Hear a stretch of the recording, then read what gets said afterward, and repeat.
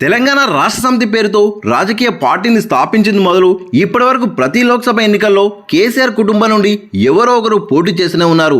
కానీ మొట్టమొదటిసారిగా ఈ సాంప్రదాయానికి బ్రేక్ పడింది. రానున్న లోక్సభ ఎన్నికల్లో ఆ కుటుంబం నుండి ఒక్కరు పోటీ చేయడం లేదు. పార్టీని పెట్టిన తర్వాత ఇలా జరగడం ఇదే ఫస్ట్ టైం. అసెంబ్లీ ఎన్నికల్లో పార్టీ ఓడిపోవడంతో లీడర్లు కేడర్లో నిరాశ నెలకొన్నది. పోటీ చేయడానికి సిట్టింగ్ ఎంపీలు కూడా సిద్ధపడడం లేదు. ఇలాంటి సమయంలో ధైర్యం కల్పించేందుకు ఆ కుటుంబం నుండి పోటీ చేస్తే బాగుంటుందనే అభిప్రాయాలు పార్టీ లీడర్ల నుండి వ్యక్తమవుతున్నాయి. కానీ పరిస్థితుల కారణంగా పోటీకి దూరంగానే ఉండిపోయారు. ఇక టీఆర్ఎస్ పేరుతో పార్టీని స్థాపించిన తర్వాత 2004 లోక్సభ ఎన్నికల్లో కరీంనగర్ నుండి కేసీఆర్ పోటీ చేసి గెలిచారు. ఆ తర్వాత 2009లో జరిగిన ఎన్నికల్లో మహబూబ్నగర్ నుండి పోటీ చేసి ప్రాతినిధ్యం వహించారు. అక్కడి నుండి ఎంపీగా ఉన్నప్పుడే తెలంగాణ రాష్ట్రం ఏర్పడింది.